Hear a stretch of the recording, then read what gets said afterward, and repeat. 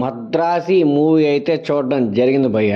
Movie చూశాక నా opinion చెప్పాలంటే అసలు మురుగదాస్ గారు కంబ్యాక్ ఇస్తే ఎలా ఉంటుందో మూవీ పర్ఫెక్ట్ గా అలానే ఉంది భయ్య. నాకైతే మూవీ చాలా బాగా నచ్చింది. మురుగదాస్ గారి డైరెక్షన్ లో ఉన్న మెయిన్ హైలైట్ విషయం ఏంటంటే యాక్షన్ సీక్వెన్స్ తో పాటు ఖచ్చితంగా మూవీలో చాలా మంచి మెసేజ్ ఉంటది. ఇది మీకు ప్రీవియస్ మూవీస్ అయింది చూస్తే అర్థం అవుతుంది అనమాట. ఈ మూవీలో కూడా సేమ్ అంతే కంటెంట్. యాక్షన్ సీక్వెన్సెస్ అవన్నీ ఎంత హైగా ఉంటాయో క్లైమాక్స్ లో మెసేజ్ కూడా అంతే మంచిగా ఇచ్చారు. నాకైతే మూవీ చాలా బాగా నచ్చింది. మెయిన్ గా విలన్ భయ్య అసలు ఆ విద్యుత్ జమ్మల్ గారు యాక్టింగ్ చేస్తారు భయ్య. అసలు అంటే విలన్ అంటే కొన్ని ఉంటాయి కదా మనకి ఎక్స్పెక్టేషన్స్. పాతకాలంలో రాకుండా ఇప్పుడు మంచి ఫిట్ ఉండాలరా, మంచి ఎంగుగా ఉండాలి, హీరోతో ఈక్వల్ గా ఫైటింగ్ చేయాలి, ఎక్కువ ఉంటాయి కదా మనకు. హీరో చూస్తే కన్నా నాకు విలన్ చూస్తే ఎక్కువ నాకు మంచిగా అనిపించింది అనమాట. ఆయన వస్తున్నారంటే నాకు ఏదో వైబ్ వచ్చింది. నాకైతే చాలా బాగా అనిపించింది. ఇంకా మెయిన్ అనిరుద్ధ్ గారు గురించి మనం ఏం చెప్పాలి. ఆయన మ్యూజిక్ అంటే ఆయన గురించి మనకేం మాట్లాడలేము. ఆయన మ్యూజిక్ లో తోపు. సినిమాలు కూడా సేమ్ అలాగే తీసాడు. నాకు కార్తికేయన్ గారు బ్యాక్గ్రౌండ్ స్కోర్ కంటే విద్యుత్ జమ్మల్ గారు బ్యాక్గ్రౌండ్ స్కోర్ అయితే చాలా బాగా నచ్చింది. సీన్ ఉంటుంది సినిమాలో, విద్యుత్ జమ్మల్ గారు సెకండ్ ఇన్నింగ్స్ అనుకోండి ఆ సినిమాలో. అలా లేచి నడిచి వస్తుంటే బ్యాక్గ్రౌండ్ స్కోర్ కొడతారు భయ్య ఆయన కోసం. చింపేస్తాడు అంతే, మామూలుగా ఉండదు. రుక్మిణి వసంత్ గారు కూడా మూవీలో బాగా యాక్ట్ చేశారు. నేను ఇంతకుముందు రుక్మిణి వసంత్ గారు యాక్ట్ చేసిన మూవీస్ ఏం పెద్దగా చూడలేదు. ఈ మూవీ చూశాక పర్లేదు, బాగానే ఉంది, బాగానే యాక్ట్ చేస్తున్నారు ఫీలింగ్ అయితే వచ్చింది నాకు. పర్లేదు, మంచి డీసెంట్ రోలే. ఆమెకి ఇచ్చిన రోల్ మాత్రం ఆమె న్యాయం చేశారు. మన మూవీ గురించి మెయిన్గా చెప్పుకోవాల్సింది శివకార్తికేయన్ గారు. ఆయన గురించి ఏం చెప్పాలి, ఎలా చెప్పాలో నాకు అర్థం కావట్లేదు.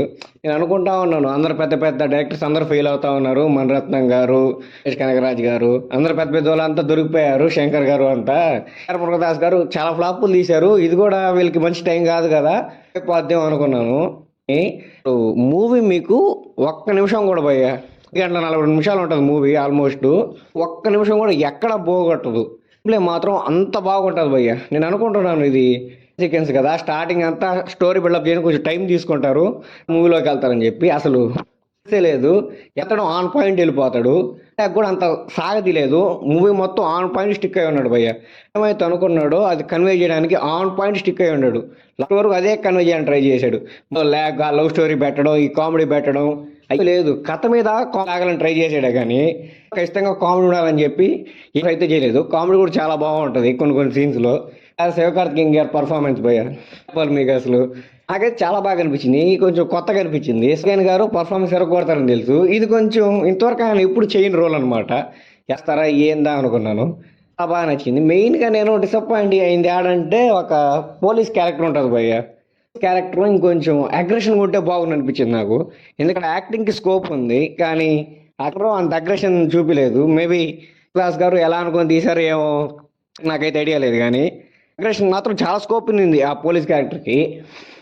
అగ్రెషన్ ఫోన్ చేస్తుంటే అనిపించింది. మూవీ చాలా బాగుంది భయ్య. నాకైతే ఒక్క నిమిషం కూడా ఎక్కడా బోర్ కొట్టలేదు. మీకు బోర్ కొడదని అనుకుంటున్నాను. నాకైతే మాత్రం మూవీ శివకార్తికేయన్ గారు ఫెయిల్ అయితే కాలేదు. అమరన్ కోట్లు కొట్టింది. ఈ మూవీ కూడా ఆల్మోస్ట్ కొట్టేస్తుంటాయి. అమరన్ ఎందుకు కొట్టిందంటే ఆ హైప్లో అలా వెళ్ళిపోయింది.